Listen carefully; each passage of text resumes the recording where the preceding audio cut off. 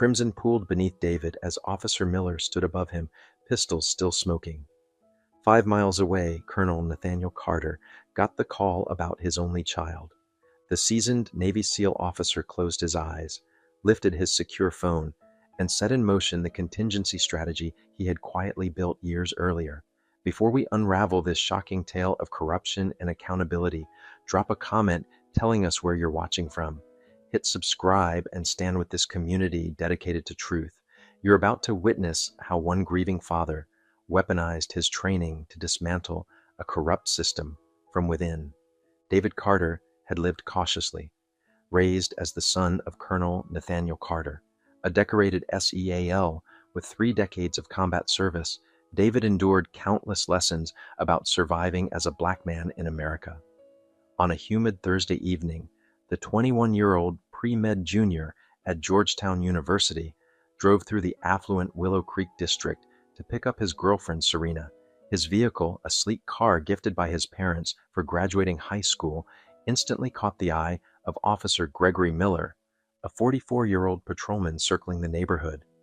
Known for his hostility and habit of escalating encounters in so-called high-risk areas, Miller immediately profiled David as suspicious and followed him, searching for a flimsy reason to stop him.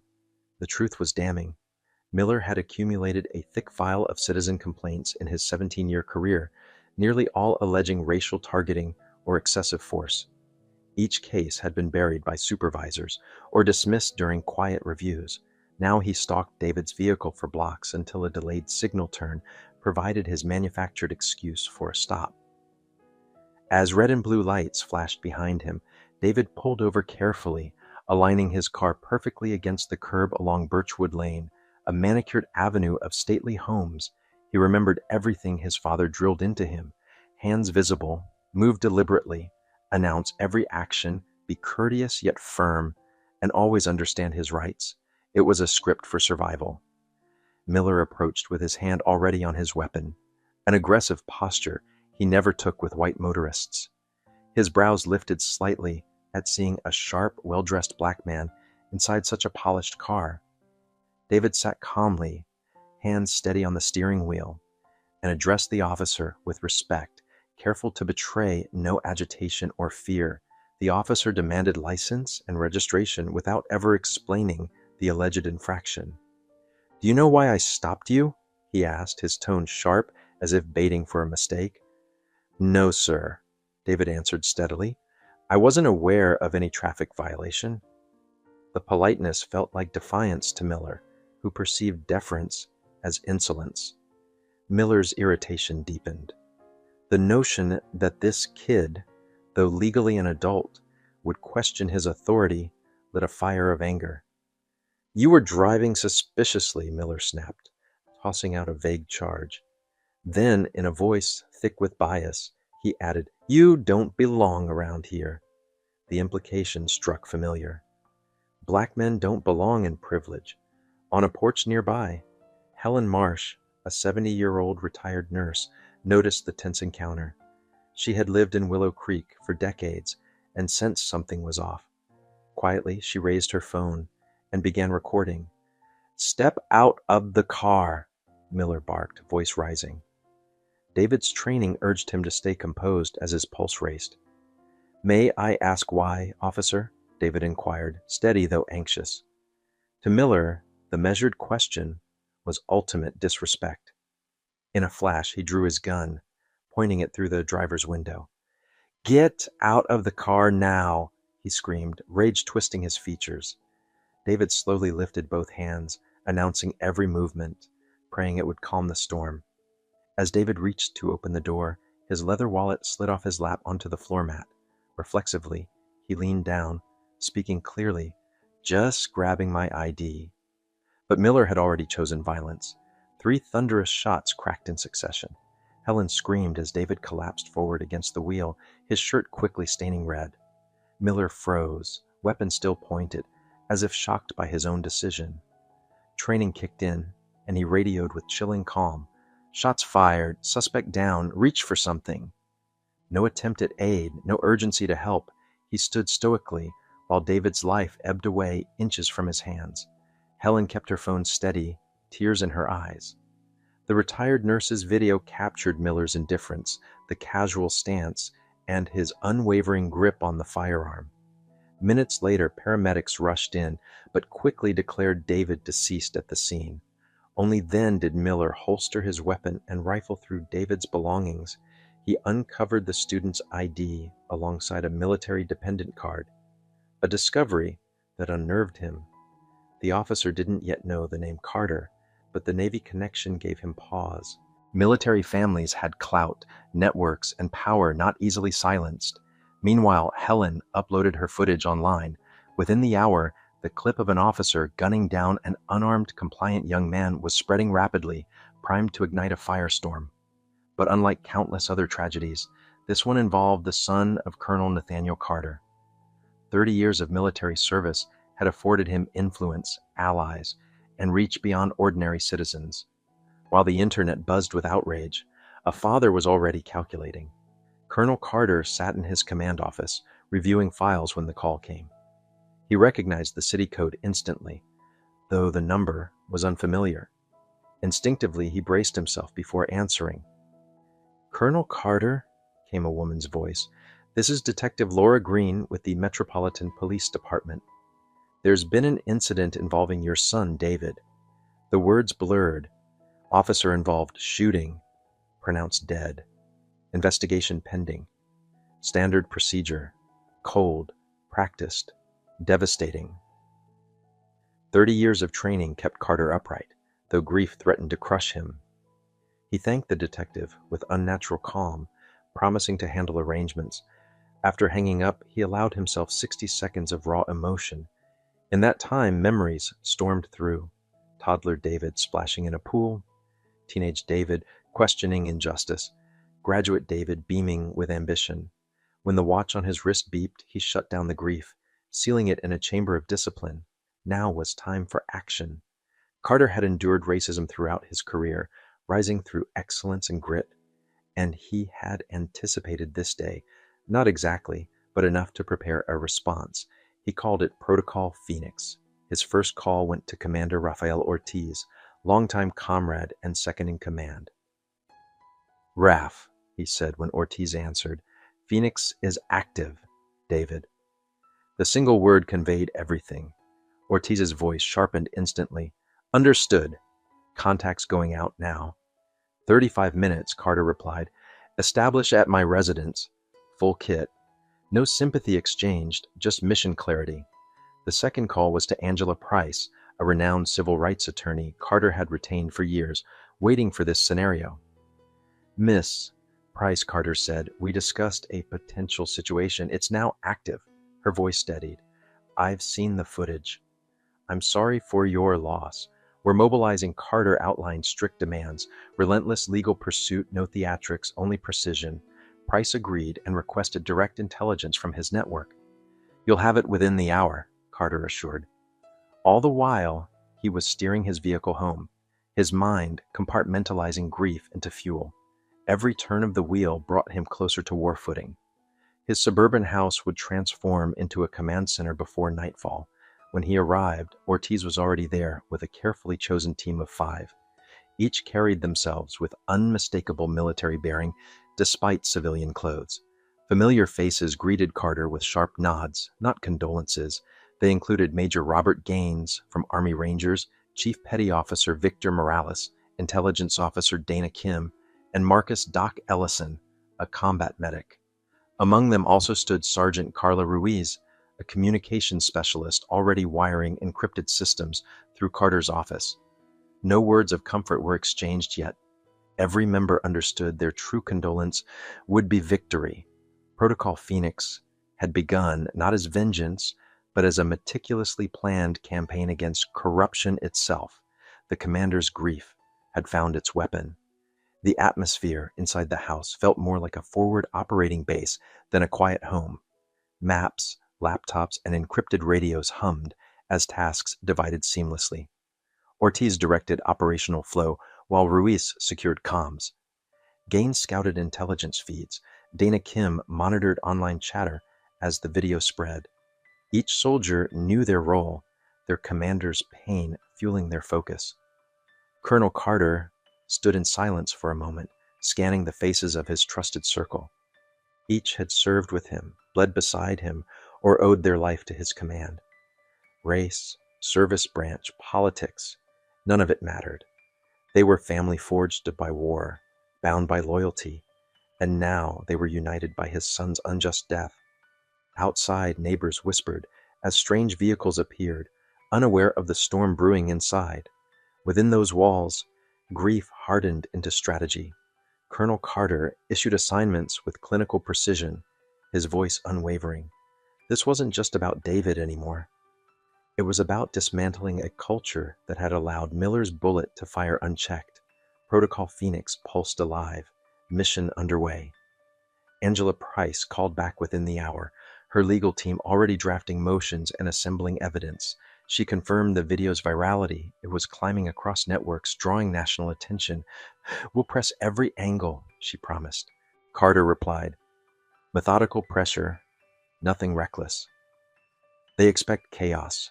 We'll give them order, precision, and truth sharp enough to cut steel." Doc Ellison placed a quiet hand on Carter's shoulder for a brief second, the closest thing to comfort. No words passed, none were needed.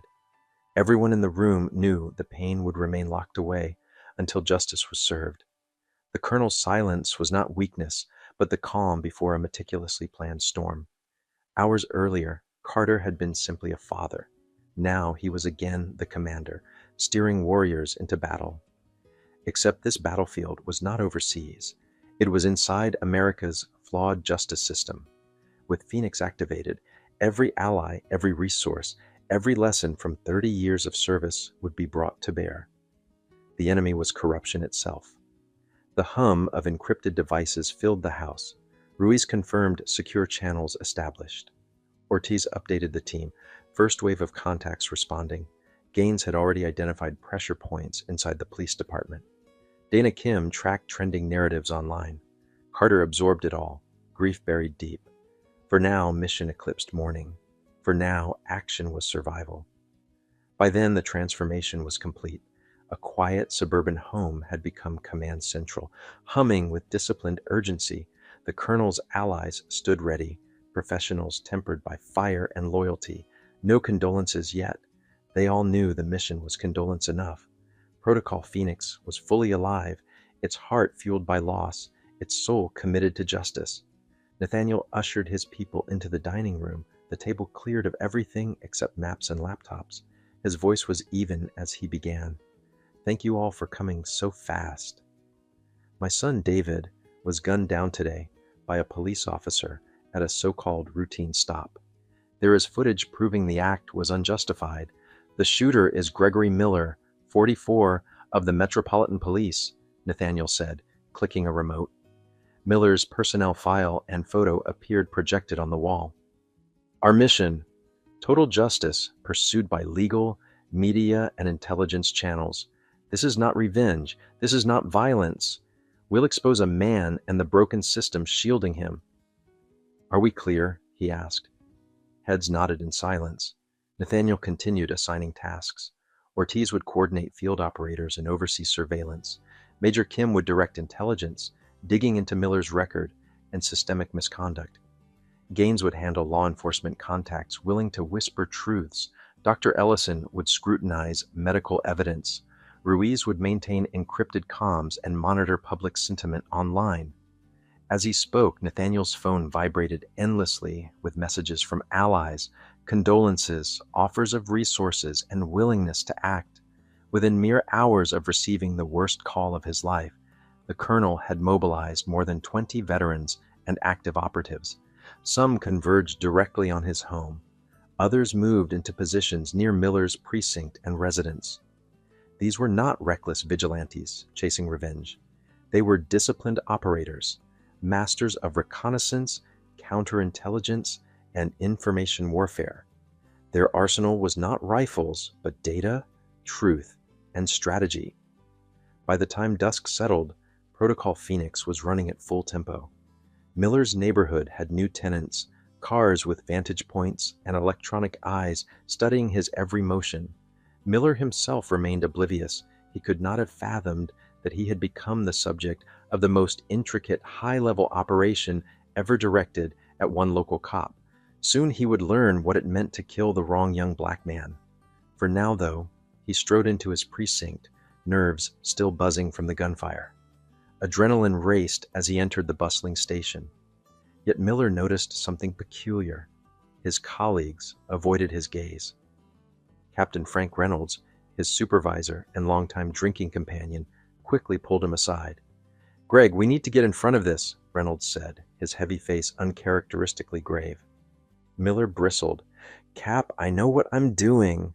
"Then tell me everything," Reynolds ordered. Miller leaned back defensive. The kid was suspicious in a car too flashy for the neighborhood. "I approached," he mouthed off, then reached for something. "I followed procedure," Reynolds frowned. "There's video, Greg." A neighbor was filming. Already online, cold dread churned in Miller's gut. "What does it show?" "Haven't seen it yet," Reynolds admitted, "but word is, it looks bad." "Doesn't matter. We'll handle it." He mentioned calling Gregory Simmons, the union's go-to attorney. Miller exhaled relief. Simmons had buried countless cases against cops. The captain laid out the script. Administrative leave, internal affairs, the same rehearsed cycle. Stick to feared for my life. Within half an hour, Simmons walked in, crisp suit gleaming, lips curled into his trademark smirk. He scanned Miller's statement, striking phrases and adding new ones.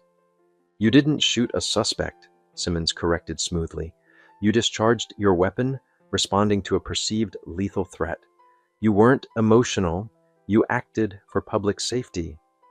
Miller nodded obediently, repeating the words. Simmons' lessons weren't new. Miller had survived this process twice before, both times involving black civilians who dared complain about his force. Those files had disappeared into bureaucratic voids. Once the paperwork was sanitized, Miller was sent home, told to stay quiet, avoid cameras, and trust the union machine. He walked out with rehearsed calm. The ride back to Ridgewood Estates felt like a return to safety. His middle-class enclave welcomed him with manicured lawns and tidy driveways. Tension drained as he reminded himself. The system had always protected him. Sure, the video nagged at the edges of his mind, but Simmons would smear it, twist it, and bury the outrage. Lauren, his wife, waited at the door, scrub top still on from her shift at the dental office, her hair tied carelessly back. "Is it true?" she demanded as he set his keys down. "Facebook says you shot a college kid." Miller sighed heavily. "It's being handled. He was acting shady, driving a car worth more than our house." Lauren's eyes narrowed.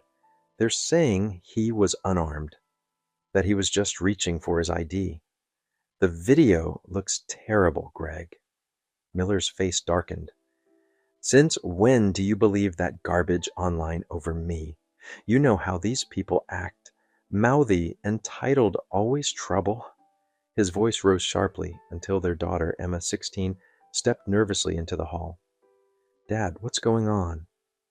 "What video?" she asked, eyes wide. Miller softened his tone instantly. "Nothing, sweetheart. Just noise about work. Go finish your homework." Reluctantly, Emma retreated. Miller poured himself a tall glass of bourbon and dropped onto the couch. Lauren sat stiff across from him. "This isn't going to vanish this time, is it?" she whispered. He swallowed hard liquor, shaking his head. "It always does. The department knows how to shield its own. Media will move on." His phone buzzed endlessly with texts from colleagues, some offering solidarity, others nervously forwarding links to the viral video. When he finally opened it, his pulse stuttered. The footage showed everything: hands visible, wallet falling. No threat. Worst of all, it captured his indifference, standing coldly as David bled out. No aid given, just a drawn gun and dead eyes. Comments beneath the post screamed for arrest.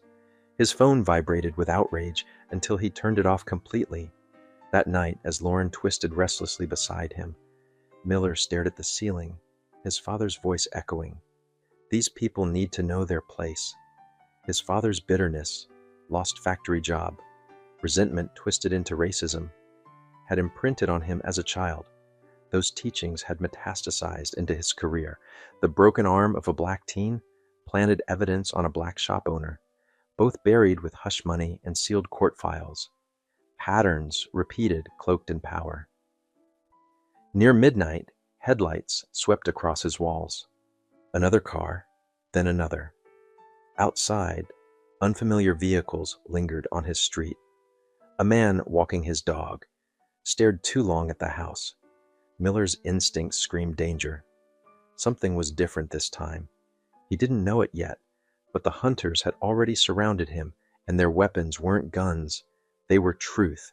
Do you stand with officers like Miller who abuse their badge, or do you demand accountability? Comment justice if you believe police must face the same laws as everyone else. Like this video if you support reform, and subscribe to follow this unfolding battle where one father's strategy will shake an entire system. Could a decorated Navy commander dismantle a culture designed to protect its enforcers? While Miller tossed restlessly, Colonel Carter's house had become a war room. The dining room table transformed into a tactical hub covered in laptops, cables, and maps. 27 operators were already inside, more en route, each bringing unmatched expertise and iron discipline. Master Chief Victor Morales, a towering figure with 27 years of covert operations, led the surveillance team. His crews had already moved into Miller's neighborhood, renting homes under shell companies, setting up cameras and sensors. Eyes on all approaches to the target residence, Morales reported crisply. Technical package deploying now. Subject has no ID. We're ghosts. Commander Captain Robert Gaines, broad-shouldered and sharp-eyed, coordinated with friendly insiders inside the police force. Officially, they're closing ranks, he said, scanning encrypted updates. But I've got 3 who hate Miller, willing to leak. One says his files stacked with racial complaints, all buried. Major Dana Kim, her expertise in digital warfare unmatched, was already inside restricted personnel systems. Her fingers flew across the keyboard. Confirmed. 8 excessive force complaints. Black and Hispanic civilians all suppressed. Every single one settled or dismissed. The pattern's undeniable. We'll weaponize it. Carter absorbed the revelation, jaw tight. Beside her, Dr. Ellison studied early medical reports. From trajectory and footage, first shot shredded the aorta. Fatal. The others. Intentional follow-ups. Nathaniel nodded grimly, his soldier's mind parsing the facts clinically. He had buried his grief beneath layers of command. This was no longer about a single trigger pull. This was about the rot beneath a badge, a system that had enabled Miller for years. And now that system had collided with Protocol Phoenix. Outside, Miller clutched a glass of bourbon, unaware that shadows had already woven nets around him. Every word, every step, every file from his past was now being dissected by Carter's network. What Miller thought was protection was really a brittle shell. Protocol Phoenix wasn't just operational. It was inevitable, precise, and merciless. Inside the Carter household, tension was electric, but organized. Laptops displayed maps of Ridgewood estates. Surveillance feeds flickered with live images of Miller's home. Radios crackled in secure channels. Every operator knew their role intimately. For them, this was simply another mission. Except this time, the target was domestic corruption masquerading as law enforcement. Morales leaned forward, voice low but steady. We've got visual confirmation on his routines. Subject arrived home at 1920 hours. Wife and daughter present. Lights out on second floor. Unknown vehicles canvassing street are ours. His calmness carried weight. If he sneezes, we'll know. Around the table, heads nodded. Soldiers treating a suburban home like hostile terrain. Gaines provided updates on internal leaks. At least 3 officers will testify anonymously if needed. Miller's reputation inside the force is poison, hidden only by the Union's shadow. If we pull hard enough, cracks will spread. Donna Kim intercepted chatter online. The video's trending across multiple platforms. Narrative control slipping from the department. Public rage is swelling. Doc Ellison, placed files on the table, his voice clinical. Trajectory suggests first bullet severed the aorta. Time to death, seconds. Additional shots unnecessary for neutralization. That shows deliberate intent. It's damning medically, legally. Silence filled the room as the weight of his words settled. Colonel Carter gave a sharp nod. We'll use every detail. The operators knew the mission's essence. No bullets, no bombs, only truth sharpened like a blade. They were professionals, loyal not to vengeance, but to justice. Each had seen combat abroad. Now their battleground was American streets, their commander's grief the fuel for their discipline. The storm outside Miller's window was about to break. Major Kim raised her eyes from the screen. Confirmed. Miller's file is a goldmine. 8 complaints, all racially charged, all suppressed. Every incident fits the same profile. It's systematic. Her words cut the air. Carter stood tall, gaze sweeping the room. The operator straightened, knowing the next phase was imminent. Protocol Phoenix had teeth, and now it would bite. Everyone in the room grasped the near impossible control it took for a father who had just lost his child. Staff Sergeant Carla Ruiz tracked social feeds and breaking news on multiple screens. It's nationwide, Colonel, she reported. Over 2 million views already. Morning shows cued it. The footage leaves no room for doubt. Public sentiments overwhelmingly against the officer, Ruiz added. In a side office, civil rights attorney Angela Price coordinated with her team, drafting filings and playbooks. Emergency preservation motions are in, she briefed Nathaniel. We're advancing criminal referrals and a civil action. The wrongful death suit names Miller, the department, the city, and the union.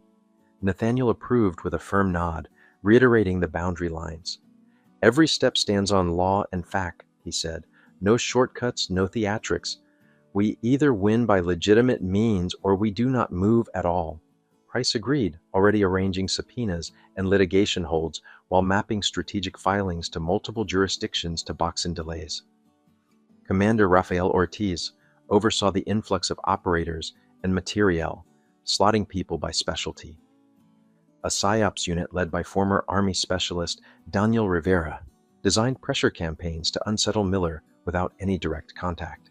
We want him constantly aware of observation, Rivera explained. Uncertainty and isolation are our leverage. Never threats, never lines crossed. Light touch disruption, Rivera continued. Irregular vehicle passes, sporadic late-night landline calls, unfamiliar faces drifting through his bubble. Enough to interrupt sleep cycles, not enough to violate statutes. Ortiz nodded, satisfied. The strategy would harvest stress, erode confidence, and amplify scrutiny, legally careful, psychologically calibrated, and deniable because it never ventured beyond lawfulness. We've rented short-term units on his block, Ortiz updated. Teams joined the neighborhood Facebook group, filed polite introductions, and established routines with dogs and jogs. He'll feel watched without tracing the source. Near 3 a.m., Nathaniel stepped outside alone. Cool air cut his cheeks. He stared up at stars his boy would never see again. Ortiz joined beside him, silent at first. 2 decades serving with you, he murmured. I've never seen this level of precision so fast. David would be proud. Nathaniel's shoulders tightened at his son's name. I gave him the talk, he said softly, hands visible. Slow moves. Yes, sir. No, sir. Humiliating, but alive. His voice stayed level, brittle at the edges. I was wrong, Raph. He did everything right. That officer still fired 3 rounds. Ortiz set a steady hand on his commander's shoulder. A rare breach of formality born of friendship and war. Then we changed the system, he said simply. That's the heart of Phoenix. By first light, the operation had widened. Surveillance covered the precinct, the district attorney's office, and city hall corridors. Intel cells profiled decision makers, mapping loyalties and pressure points. Media specialists scheduled disciplined releases. Tech teams hardened communications and vacuumed digital traces. Every lane advanced in parallel, synchronized like a metronome under Nathaniel's measured cadence. Financial analysts followed money routes, settlements, defense funds, insurance pools, showing how payouts insulated misconduct. Spreadsheets became topographic maps of influence. As the sun climbed, Officer Gregory Miller remained oblivious to the machine closing in, unaware he had triggered the most sophisticated intelligence effort ever focused on one cop, by killing the only son of a decorated commander. The protection he'd relied upon was about to meet something new, a father with training, reach, and patience, determined to demand justice by every lawful mechanism available.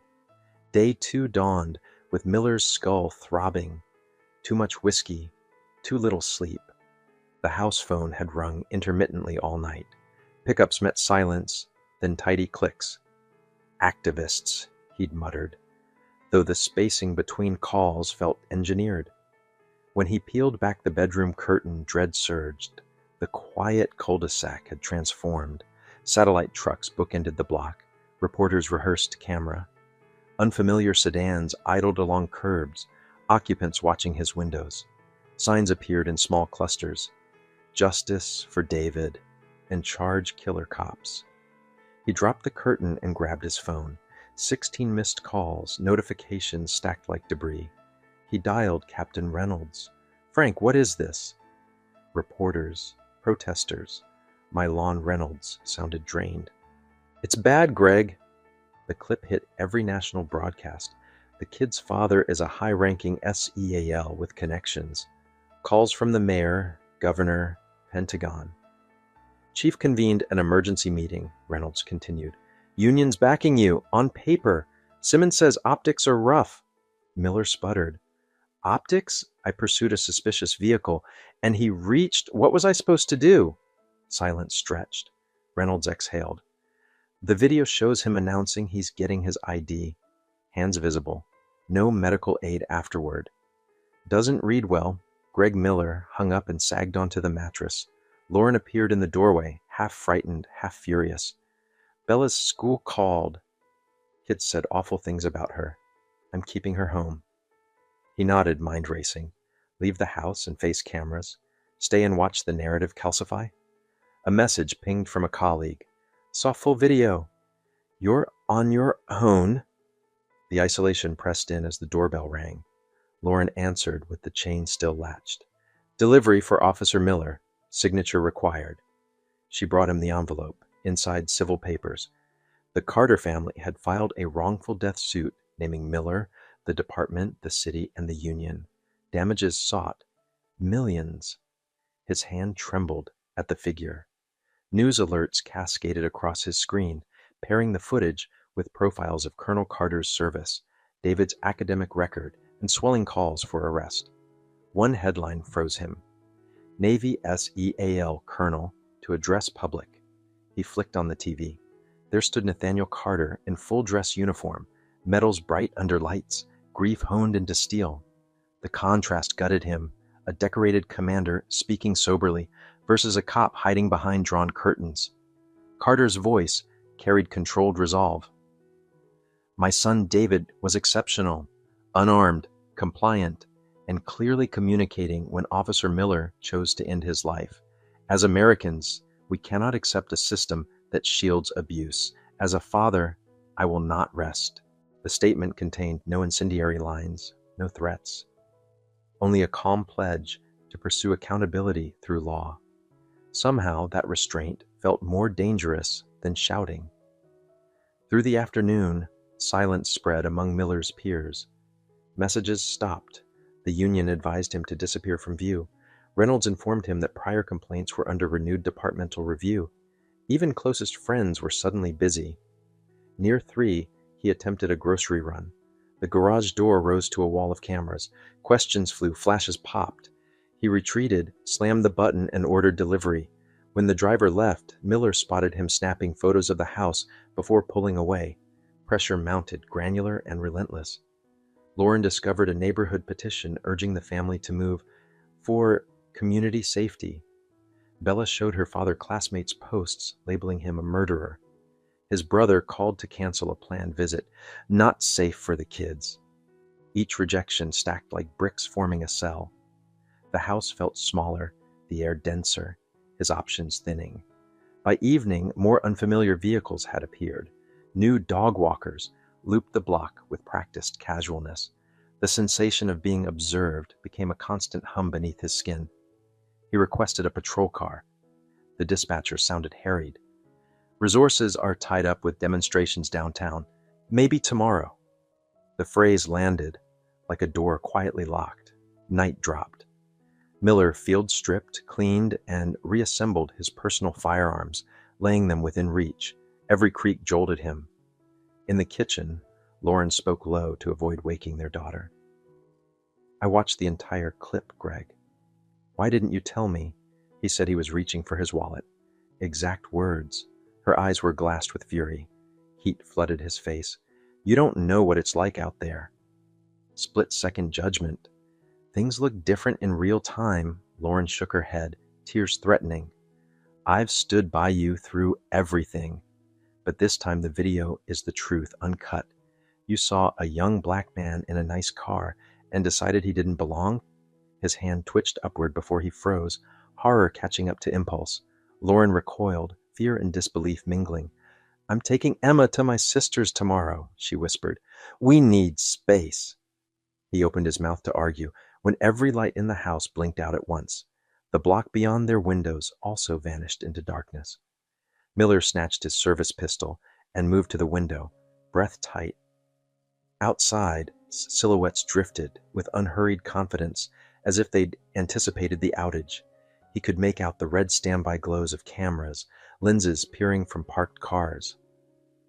Somewhere down the street, a generator coughed to life, then settled into a quiet, steady rumble.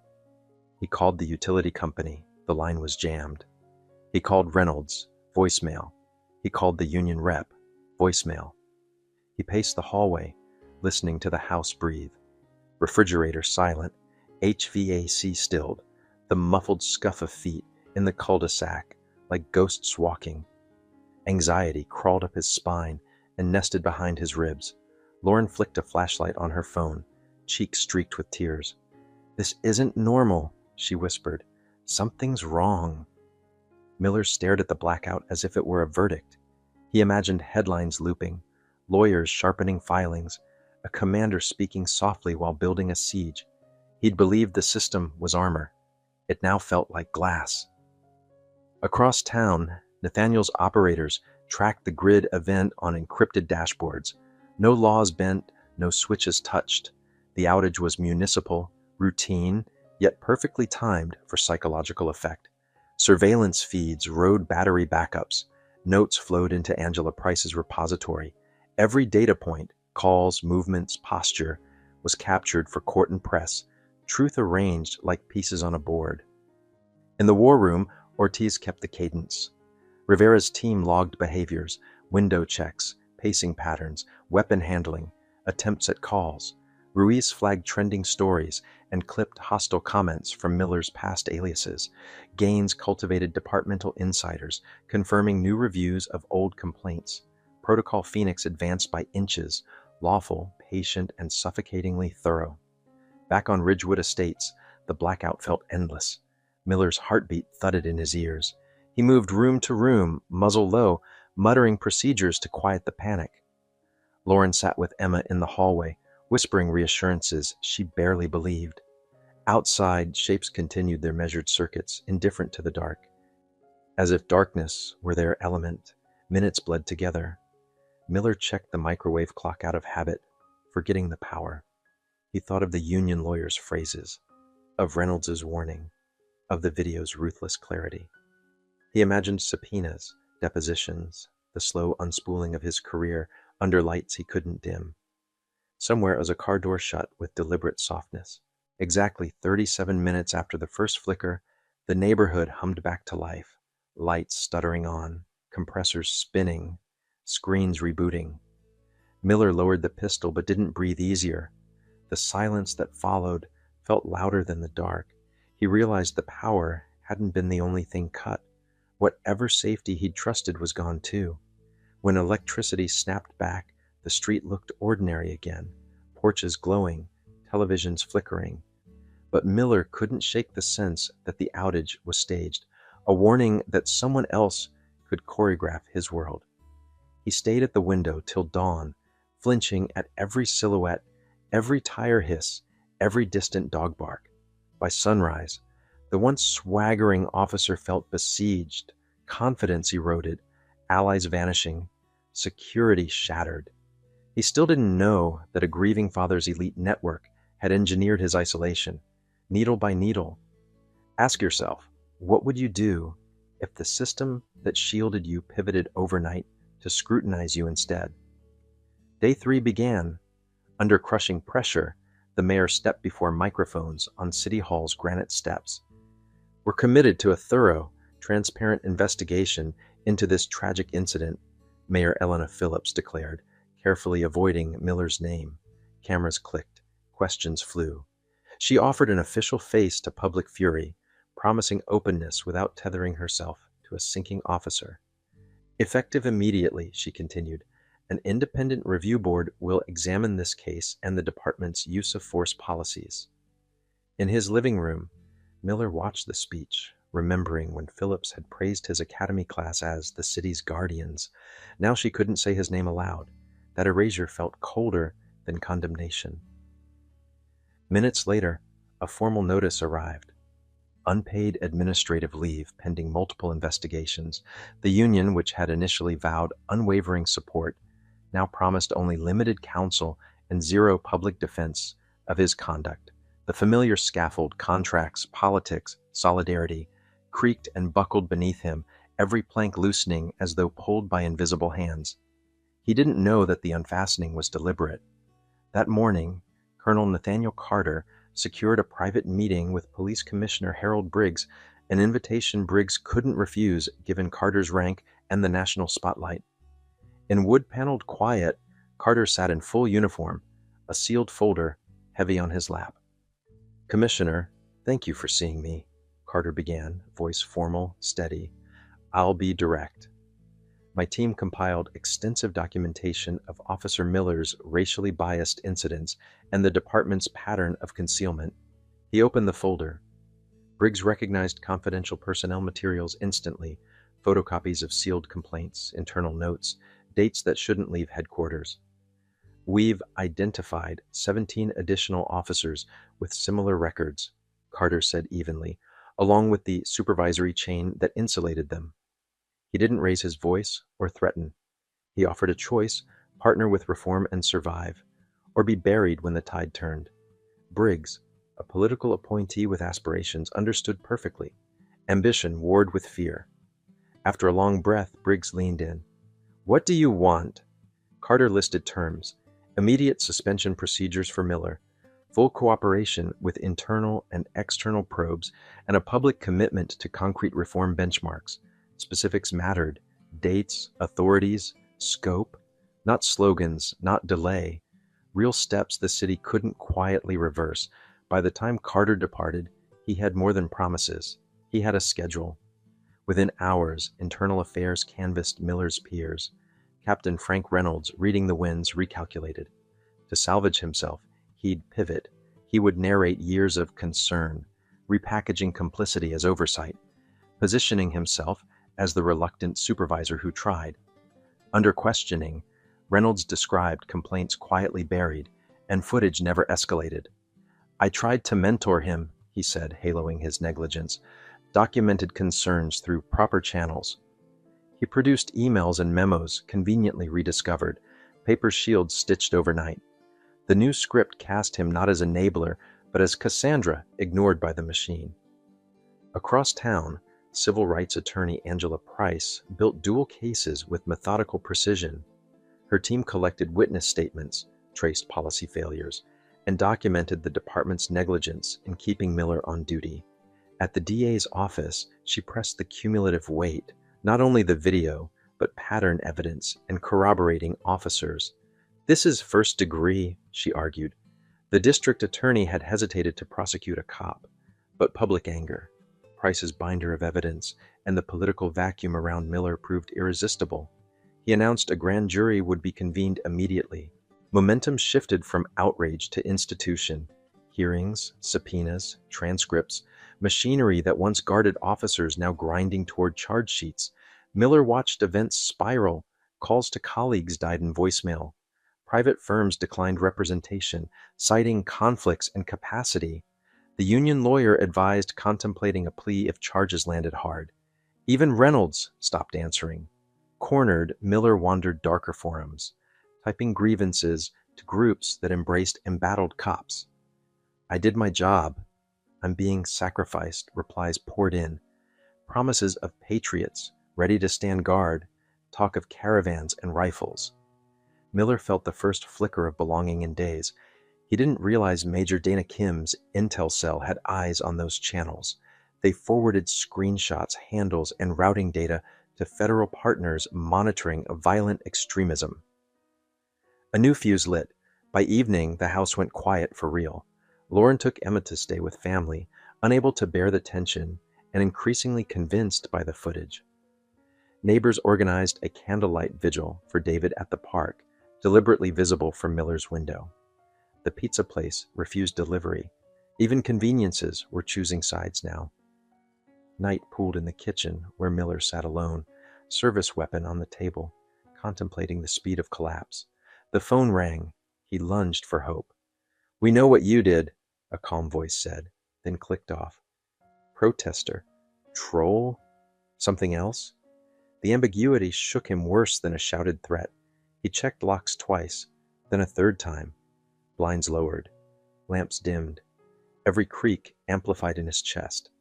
Across town, candles guttered at the vigil, while Colonel Carter spoke briefly to parents clutching photos. No anger in his tone, only resolve. The crowd answered with silence, deeper than any chant could summon. Do you think officers face the same justice as civilians? Comment 1 if you believe consequences should match the crime, badge or not. Like this if you think Carter's surgical strategy beats chaotic protest alone. Subscribe to see how precision and law can unwind a system designed to protect its own. Day 4 punched Miller awake with a heavy thud on the driveway. Through a slit in the blinds, he saw it, murderer, sprayed in wet red paint across the concrete, glistening under new sun. Rage surged. He lifted the phone to call police, then laughed bitterly at the absurdity of reflex. He was the police until he wasn't. Across town, Carter's briefing paused when Captain Robert Gaines flagged the vandalism. "Sir, someone tagged Miller's driveway." Carter's jaw set. "Not ours," he said. "Remind everyone we operate inside the law. No damage, no threats. Find the source and sever any tie to us immediately." Miller, unaware of Carter's zero-tolerance order, treated the paint as escalation.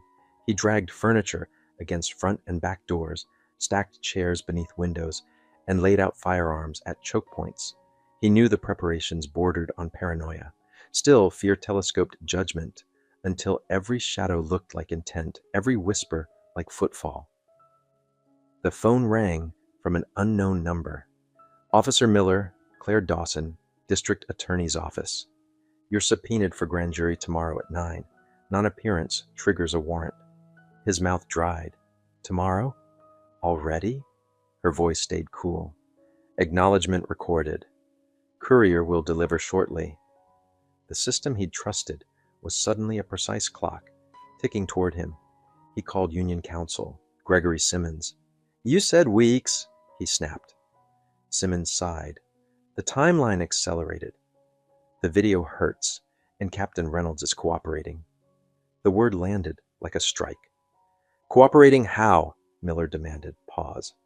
"Providing documents about prior incidents and his attempts to correct your conduct. He's positioning as a whistleblower, ignored by command. The betrayal hollowed him." Simmons continued, voice lowered. "Listen, with the evidence stack, video, history, internal testimony, you should seriously consider a plea." Miller ended the call, mind whirring. The structure wasn't merely collapsing, it was reassembling itself to crush him. He'd been a protected cog. Now he was the offering. The doorbell chimed. Through the peephole. Courier, envelope in hand. He cracked the door, snatched the packet, relocked everything. The subpoena confirmed 9 a.m. Courtroom details, admonitions in legalese. Panic tightened his chest. Strategy? None. Allies? Evaporated. Options? Shrinking. The house felt like a box, and the air kept thinning. Desperate, he dialed Reynolds directly. "Frank, it's me. I heard you're talking to Internal Affairs." The captain's tone arrived clipped and careful. "I'm doing what I have to do, Greg. You crossed a line. I can't cover for you anymore." In a single sentence, 15 years of camaraderie snapped like dry twine. Miller's fear ignited into anger. "Cover for me? You greenlit everything. You laughed when that dealer left in an ambulance. You coached my reports to dodge scrutiny. Don't reinvent yourself as a reformer now." The pause stretched. When Reynolds replied, his voice had the cold smoothness of counsel. "Watch your words. Phones aren't private." Across the city, Colonel Carter's team logged each institutional turn, mayoral statements, subpoenas, internal interviews, aligning them with their pressure timeline. Nothing sensational, nothing sloppy, just relentless legality forcing choices. Angela Price finalized witness lists. Dana Kim queued new releases. Gaines groomed cooperative officers. Phoenix didn't roar. It tightened inch by patient inch.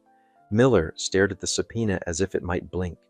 He imagined a fluorescent room, jurors stone-faced, screens replaying the clip frame by frame. He pictured headlines crawling, might-have-beens dissolving.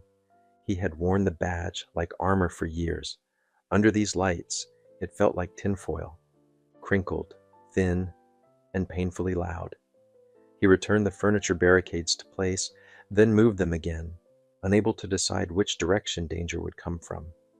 Outside, cars idled where no one idled before. A dog lifted its head toward his window, then trotted on. The ordinary world continued, indifferent to a man suffocating in his own living room. "I'm advising you to watch what you say," Reynolds repeated, voice remote and rehearsed, "especially on the phone. These calls may be monitored." The line clicked dead. Miller stood alone with the dial tone tunneling through him. He finally understood. Not only was protection gone, now the system was gathering receipts. Then, in a voice tailored for anyone listening, Reynolds added, "I've always pushed officers toward proper procedure and documented concerns about your conduct." Miller felt the trap spring shut. Reynolds was building a record in real time, shaping a narrative that salvaged himself while painting Miller as reckless, undisciplined, and beyond coaching. Fury detonated. Miller launched into a drunken torrent. Threats, accusations, half-remembered justifications, each sentence more damaging than the last. Reynolds let him rant, saying nothing, letting the phone capture it all. When Miller finally winded down, the captain's reply was clipped. "This conversation is over. Obey the subpoena. Get competent counsel." Click. Silence. The line died, leaving Miller heaving in a fortress of stacked furniture and loaded guns. A news alert flashed. Grand jury convened in killing of Navy SEAL's son. Side-by-side photos filled the screen. David in his cap and gown, smile wide. Miller in a rigid uniform portrait. The contrast crushed whatever defense remained.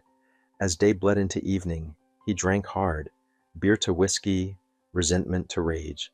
He logged onto extremist forums that fed his grievance, where anonymous avatars promised protection and vengeance. They framed him as a martyr to political correctness, a fallen soldier abandoned by weak leadership, and vowed to mobilize in his name.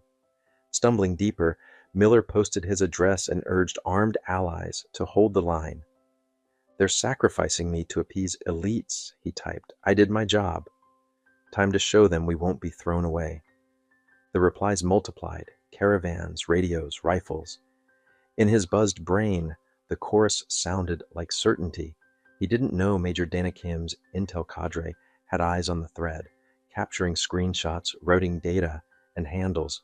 "Commander," Dana messaged, "Miller's inviting armed civilians to his location. He's severely impaired and escalating online." Colonel Carter's answer landed instantly. contain without contact, shield civilians, and escalate to local command before anything combustible sparked. Dispatchers flagged the threat. Squad cars formed rolling checkpoints, questioning arrivals, turning most away. Still, a handful slipped through. Open carry enthusiasts posting up behind trucks, radios hissing, sidearms visible. Inside, Miller kept posting, darker and louder. If they come for me, I won't go alone. Algorithms flagged it, sirens in code. The warnings elevated the response. By midnight, the quiet legal siege had mutated into a standoff. SWAT ringed the perimeter. Negotiators staged a mobile command. Nearby homes got evacuation knocks. The neighborhood became a chessboard. Armed supporters in the inner ring, police beyond, and at the volatile center, a drunk man with guns and grievances. Miller barricaded himself and paced, weapon in hand. Outside, a few loyalists lingered, whispering tactics into radios, glancing at the sky for helicopters. The system that once shielded him had flipped, its spotlight turning him into the target. His brittle identity splintered under the weight of that reversal. Cop to quarry. Floodlights bloomed across the facade. Rotor wash pulsed overhead.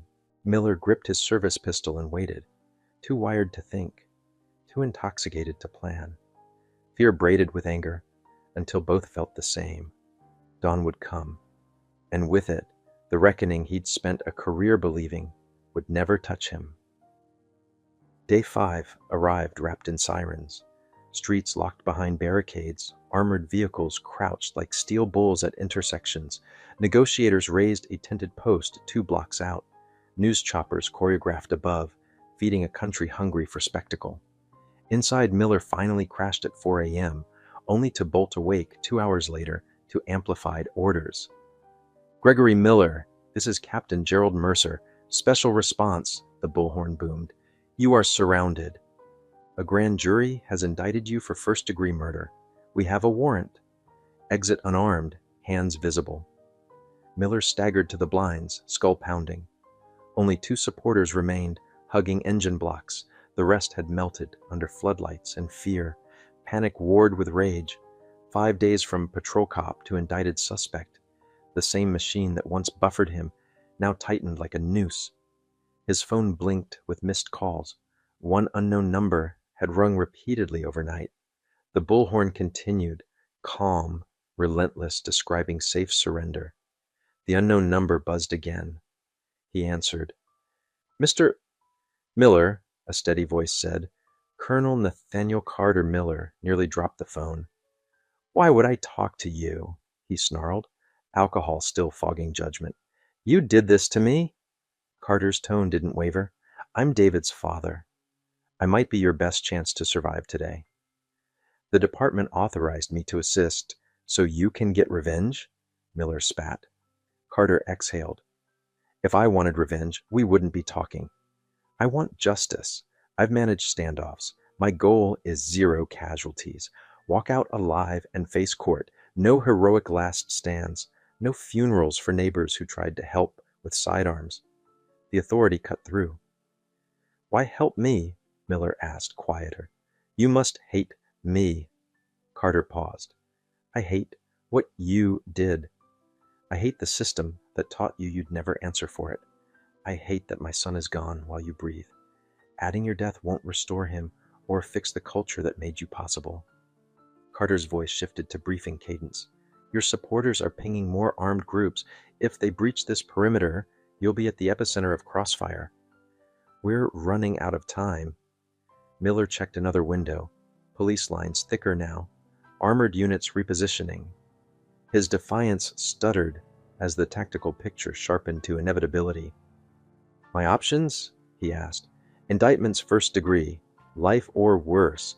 I'm a headline, not a human." Carter stayed even. "You're not wrong. This case is bigger than you, but forcing an entry or stepping out, firing guarantees one outcome. Your death won't help your wife or child. It will only scar them.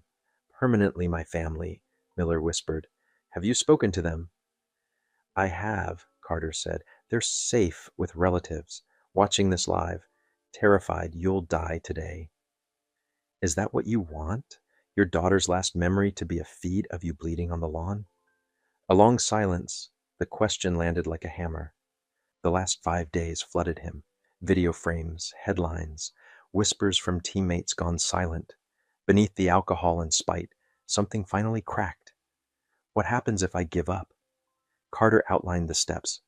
Unload, secure the weapons, follow instructions, walk out empty-handed. He pledged to monitor custody, to prevent retaliatory accidents by officers or inmates. Miller's phone vibrated, supporters urging him to stand firm, raving about government plots. Carter sensed hesitation tightening again. Those men don't care about you, he said. They care about their narrative. They'll let you die to feed it. Ask yourself if you're willing to die for people who only want your spectacle. As if on cue, one agitated supporter popped a warning shot skyward. Police reacted immediately, returning controlled fire, pushing the line, forcing armed civilians to scatter. Miller dove as glass tinked somewhere down the hall. Carter didn't raise his voice. Stay off the windows, Greg. Make a decision now. This is spiraling. The commander's crisis tone was steady, practiced, bridges in a storm. I have your wife and daughter on another line, he added. If you permit, I'll patch them through. Miller swallowed, nodded into the phone. A click, then Lauren's trembling voice. Rick, please. Please stop this. Come out. Don't make them hurt you. Then Emma's voice, small, raw. Daddy, I'm scared. Please don't get hurt. Please come home someday.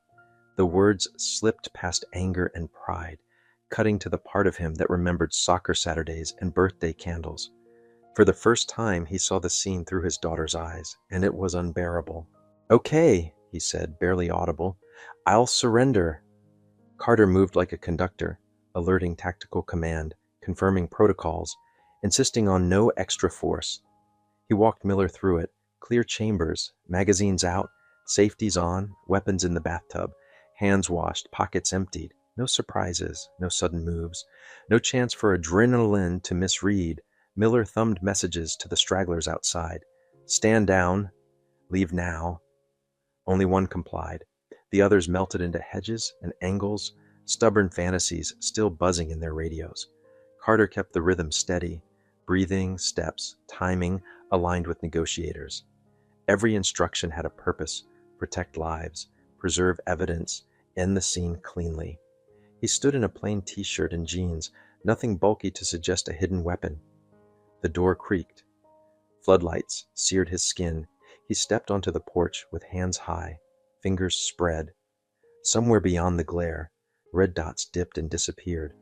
A voice guided him, forward, stop, turn, kneel, procedural choreography. Behind the cordon, cameras drank the moment.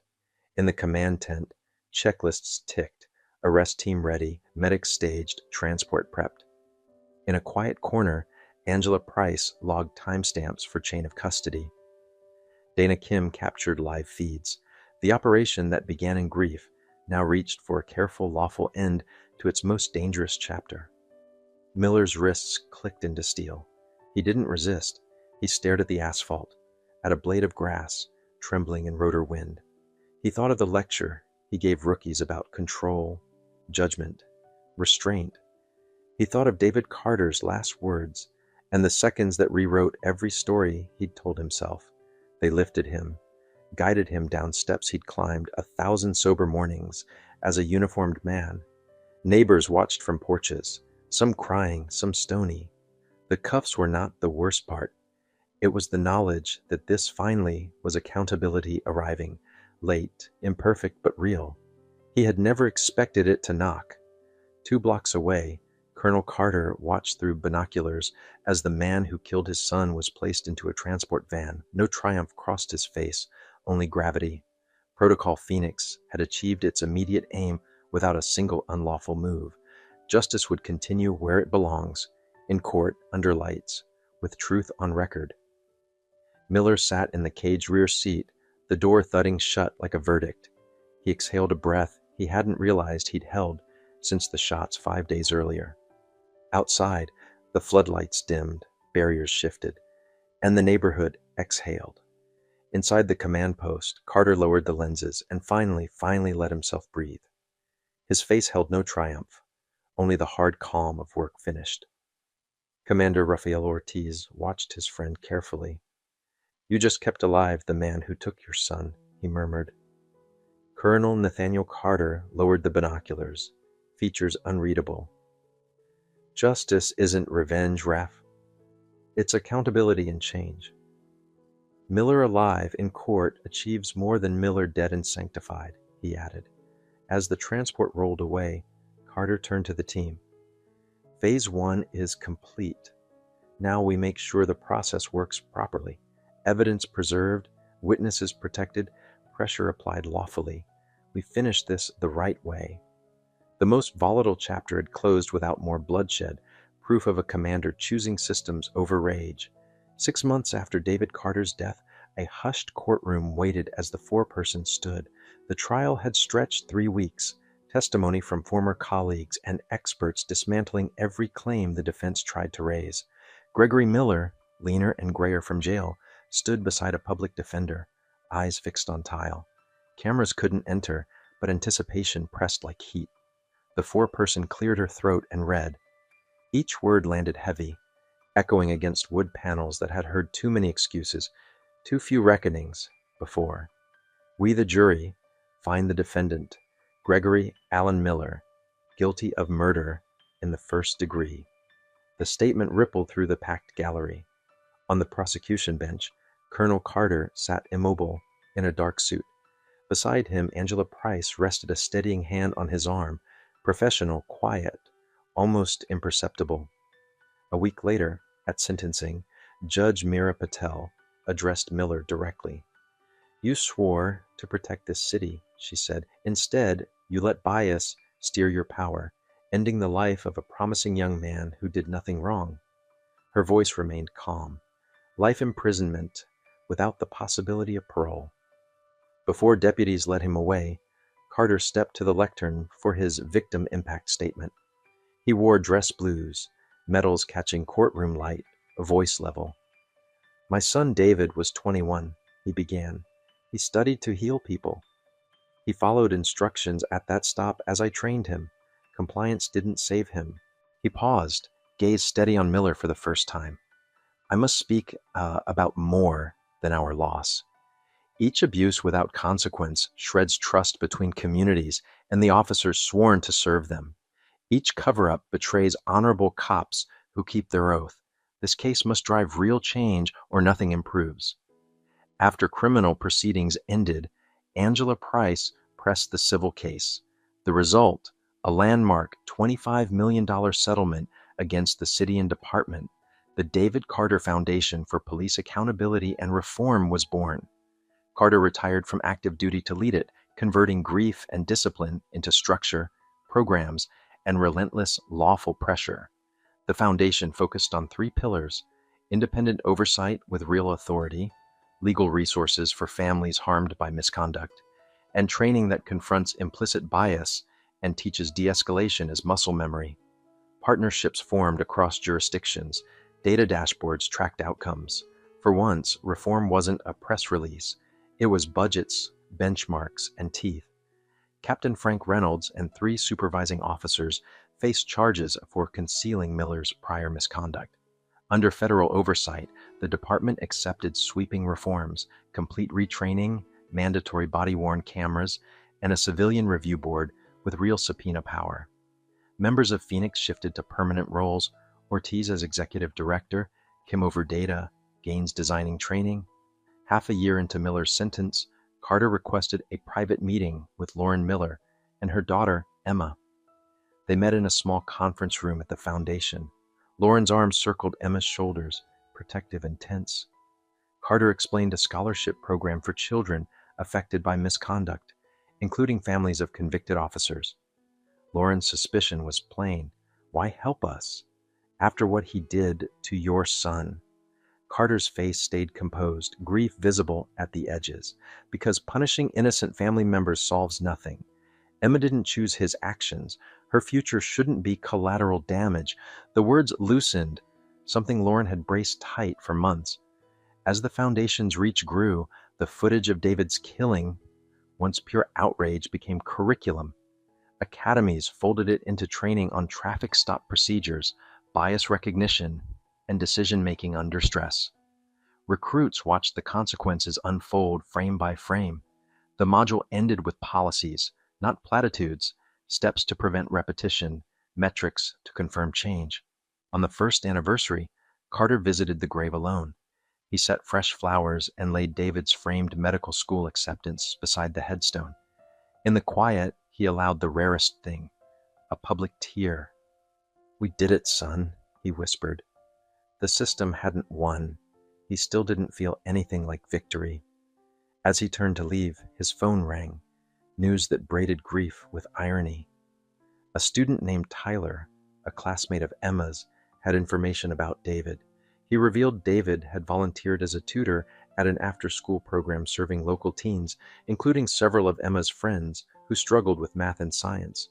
David never mentioned the connection, perhaps not realizing he was helping kids inside the social orbit of the officer's daughter. Late that evening, Carter studied photos, David leaning over worksheets, laughing with students. A few familiar faces stared back, friends Emma recognized. The irony bent cruelly, but pointed toward purpose, not despair. The man who killed David had shattered a life already touching his child's circle. Carter refused to let bitterness calcify. Instead, he expanded youth programs, forging mentorships where trust ran thin between neighborhoods and police. Students gained tutors, internships, and paid fellowships, concrete bridges built from evidence, not slogans or speeches. They named it David Mentorship, developing agency, voice, integrity, and direction. The program paired teens with scientists, medical students, and community leaders. Officers enrolled in parallel seminars learned to listen before lecturing. Outcomes were tracked publicly. Graduation rates up, complaint rates down, conversations happening where silence and suspicion had lived for years. Within months, demand outpaced capacity. Volunteers from universities signed up. Clinicians offered office hours. Retired engineers taught circuitry. Teen participants earned microgrants for community projects, then presented findings to city officials. Meanwhile, officers completing the parallel coursework rode along unarmed with outreach workers, observing how credibility grows from patience, humility, and presence. Neighborhood forums followed. Parents, pastors, business owners, and youth sat with facilitators, mapping specific harms and concrete fixes, lighting, mediation spaces, slower stop protocols, transparent complaint tracking. The most stubborn skeptics didn't change overnight, but they stayed in the room because the process was theirs and results finally lived on paper. Did Gregory Miller deserve life without parole? Or is there a better path to justice? Tell us what accountability should mean when power is abused. If Carter's disciplined, lawful strategy resonates, share why. Real reform needs public will, voices willing to demand more than anger, willing to insist on structure. Subscribe for more true stories that test our assumptions about race, safety, and the institutions shaping daily life. Share this episode with someone undecided about police accountability. Sometimes the right story, told with facts and focus, changes minds faster than statistics. Build momentum with us, steady, lawful, relentless, until outcomes move. Thank you for walking through a painful journey with purpose. If this changed how you think about justice, tap like so others find it. We're building a library of cases where accountability came from planning, not rage. Help us grow a community that prizes discipline, truth, and results over spectacle. This narrative shows how insular protection can shield misconduct until confronted by equal or greater institutional force. Carter's response proves emotion isn't enough. Coordinated legality matters. Reform survives when it's codified into budgets, oversight, and training, not slogans. Systems change when disciplined people refuse to blink, documenting reality until denial collapses. Accountability without vengeance is the standard. Carter insisted on it when he spared a man who killed his son, because dead martyrs fuel myths while living defendants face facts. True justice targets structures, closes loopholes, and teaches future officers another way. Saving a life served reform better than ending one. Preparation, resources, and strategy matter. Carter's contingency existed before tragedy, built from experience and a clear-eyed view of risk. For communities long dismissed, organization beats outrage. Build networks, learn policy, document everything. Power respects fluency in process, hearings, filings, audits, more than hashtags.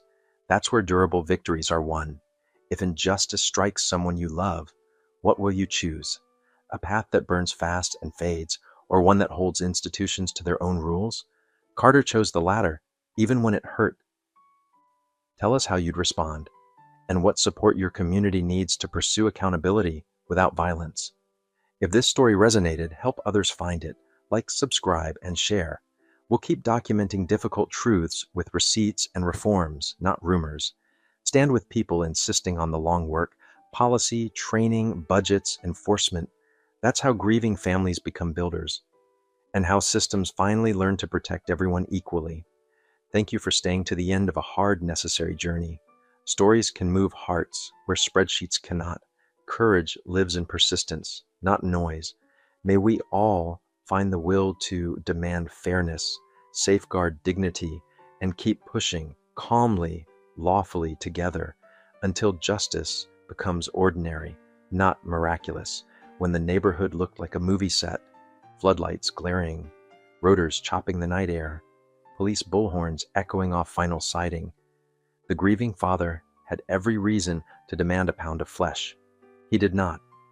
In that most volatile hour, he chose law over rage. He kept the man who killed his son alive so due process could do what vengeance never can, establish truth, assign responsibility, and set a public record that cannot be explained away. That restraint wasn't weakness. It was the steel of a leader who has seen too much blood to let a single more drop fall without purpose. If you're 65 or older, you've watched the country turn more than a few hard corners. You know the rhythm of fear, anger, and escalation. You remember the crackle of a police radio, the cold click of a landline disconnect, the trembling relief when crisis ends without a funeral. In that standoff, the father understood a simple, old-fashioned lesson our grandparents taught us. Control yourself first. He refused to bargain with fury.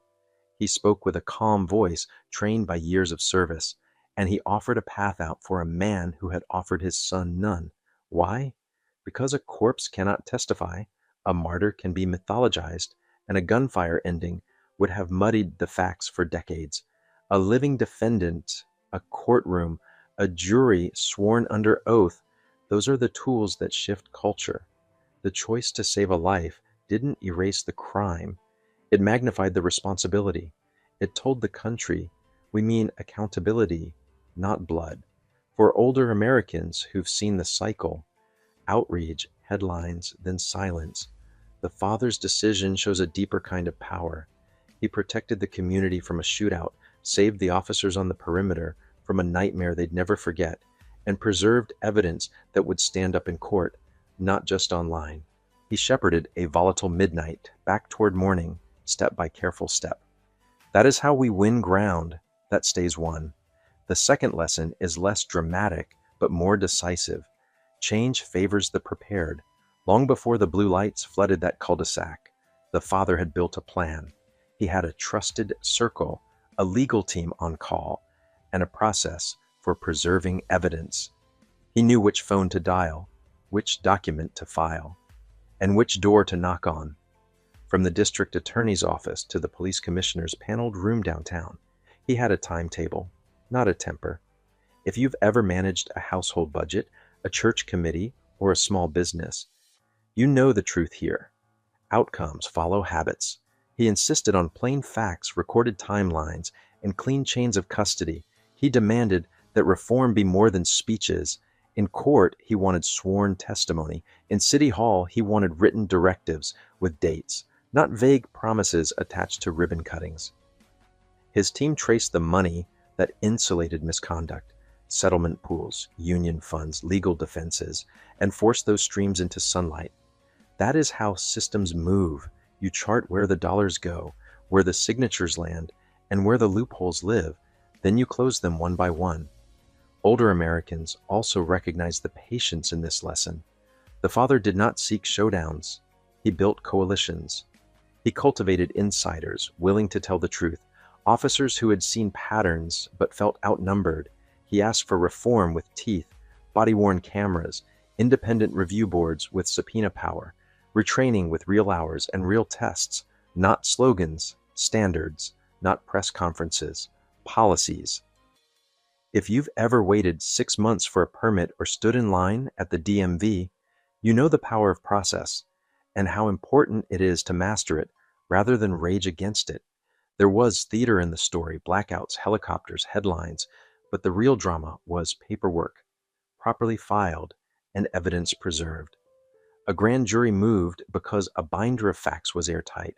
A trial lasted 3 weeks because experts dismantled bad explanations with clocks, angles, and medical science. Sentencing carried weight because the record was complete. When the verdict came, first-degree murder, it was not the victory of a louder voice. It was the victory of preparation, documented truth, and a father's refusal to let bureaucracy shrug and move on. For those in their late 60s and beyond, this lesson affirms something you've preached to younger generations. Write it down, keep the receipts. Know the rules better than the people who hope you don't. The father turned heartbreak into a manual. He made law the lever and patience the fulcrum. And the system, creaky and stubborn, finally leaned. The final lesson may be the hardest and the most American. After the trial and the sentence, the father created a foundation. He didn't just talk reform, he funded it. He built scholarships, legal clinics, and training modules that turned outrage into craft. Then he did something that startled everyone. He offered help to the officer's family. He refused to punish a child for her father's crime. He chose building over breaking. If you're 65 plus, you understand the cost and the reward of that decision. Maybe you remember neighbors bringing casseroles during a hard winter, or a church potluck where the widower found his smile again because someone saved him a seat. Our country has survived its hardest seasons when people who are hurt refuse to become people who hurt. The father saw a daughter who didn't choose her father's actions, and a mother trying to hold what was left of a household. He extended a hand, not to erase harm, but to protect hope. That is not softness. That is strength that outlasts the moment. His foundation took the raw video that shocked the nation and turned it into curriculum. New officers studied not only what went wrong, but how to prevent it, how to slow a stop, how to speak plainly, how to read hands before writing reports. The program measured outcomes, not clicks or likes, but fewer complaints, fewer injuries, fewer funerals. That is how we know the needle moved, not by noise, but by numbers. And then came the twist only life can write. The son who died had been tutoring kids connected to the officer's own daughter. The two worlds, the grieving family and the family that caused the grief, were already touching through algebra worksheets and after-school snacks. When that truth surfaced, the father didn't curse the sky. He expanded the mentorships. He invited teens and officers into the same rooms, not to lecture, but to listen. He funded internships and paid fellowships so young people could see a future wider than the blocks they were born on. He asked officers to ride along with outreach workers, unarmed, to watch how trust is built by showing up on time, learning names, and keeping your word. This is a lesson seasoned Americans can carry to the next generation. Civic healing is not a speech. It is a practice. We meet in the church basement, the VFW hall, the high school cafeteria. We sit in metal chairs that wobble, pass around store-bought cookies, and talk until the heat goes out of our voices. We write down the next steps, install lighting, publish stop data, fund the youth center, train the trainers, and then we show up again next month to see if the bolts were actually tightened. The father's story reminds us that compassion and accountability are not rivals. In fact, one makes the other possible. He insisted the officer face the law, and he insisted the officer's daughter face a future that wasn't ruined by his crime. He asked for reforms with budgets, not just promises. He modeled leadership as service, not spotlight, and when the first anniversary came, He visited his son's grave with flowers and a letter of acceptance to medical school, quiet proof that love can carry purpose farther than anger ever will. For readers in their retirement years, here is the invitation this lesson gives you. Your wisdom is a public resource. You know how neighborhoods can change when a few steady people decide to stay, to coach, to mentor, to count votes at school board meetings, and count receipts at budget time.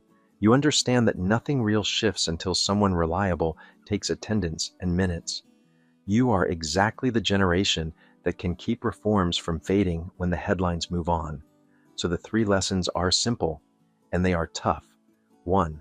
Choose justice, not vengeance, when the moment burns hottest. 2. Prepare and document. Systems bow to precision and patience. 3. Build bridges, even when bitterness begs for a wall, especially for the innocent caught in the blast zone. If we hold to those, our country will remember how to fix what it breaks. And the next father who gets a midnight call may still weep, but he may not need a plan called Phoenix to make the truth stick. If this story and its 3 lessons, choosing justice over vengeance, mastering the system with preparation, and building bridges where anger once walls, spoke to you, would you add your voice?